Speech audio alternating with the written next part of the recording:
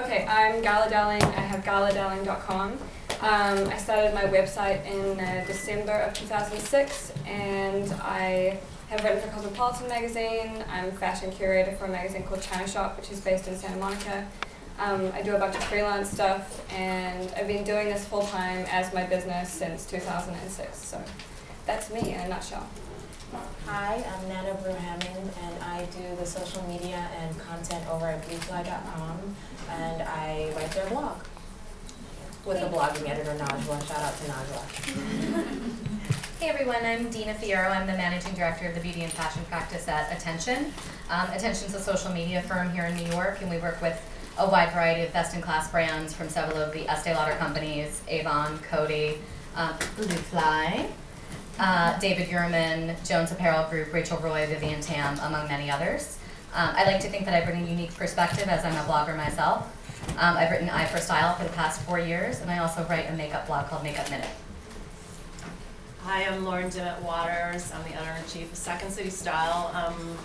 We started as a Chicago-based online fashion magazine that we publish weekly out at our blog about 9 months, almost a year after we launched, and we're coming up on our 5-year anniversary in September.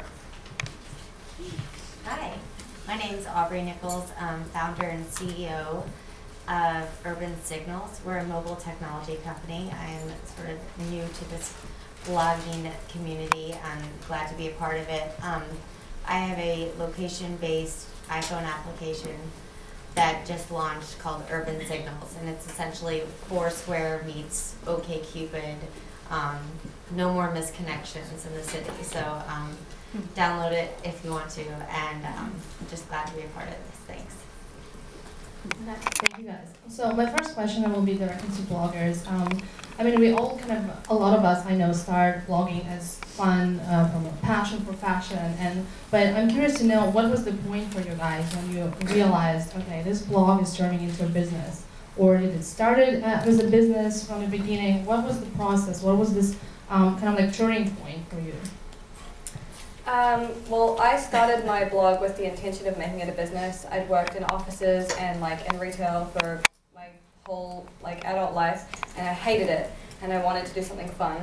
And I went traveling with my boyfriend at the time, and went to Burning Man and saw a lot of stuff that was kind of eye-opening, and decided that I wanted to try doing something on my own. So I read an article by Steve Pavlina about how you should never get a job and how you could make money with a blog, and I started one. And so it was always my intention to make it a business from the very beginning, but it was very slow to make money. I don't think I made a single cent for 6 or 9 months, which is pretty hard. So yeah, that was where I started out. Lauren? We started it, I have a business partner, Carol Kalachi, and she's in Chicago. I'm now in New York. And we started it actually as a business. Didn't realize it was going to be so hard to make money.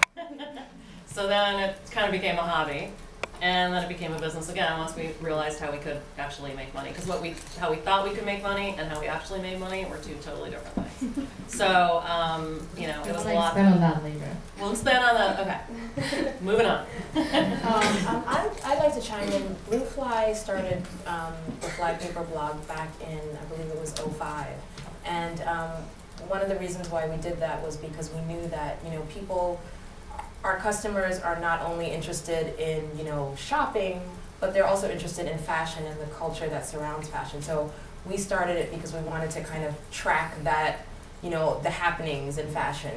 And for us, it didn't start. We weren't thinking of it necessarily as a business, but I mean it is a business. But we were thinking of it as just a way to kind of engage our customers and give them an added value offering to the shopping experience. Let's talk about the other side of this thing that, obviously, and I feel in terms of agencies, a lot of the marketing agencies and social media agencies and PR agencies, they now kind of combine a lot of them into one big agency. So a lot of them approach you as PR companies, as marketing companies, social media, I don't know what it's called anymore. But sometimes all of these features that we're getting, they're kind of crossing the line. I personally get a lot of stuff that look like banners that brands want me to put on my blog. And it took, I think the switch was probably, I feel, about a year ago when it really started. And at some point, once I realized that it really was a process of understanding it and also learning to say no sometimes, which I feel a lot of bloggers just don't have enough maybe knowledge or expertise to differentiate between those types of pitches. And they get, I don't want to call it abused by brands, but certainly used. They get taken advantage of. Yes, Absolutely. Yeah. And I think it's important that bloggers understand what they're worth, but also to have a realistic perspective of what that is, and to remember that it's not entire, monthly unique visitors or the level of engagement on your site. It's not completely, those aren't the metrics that form an entire opinion or an entire point of view.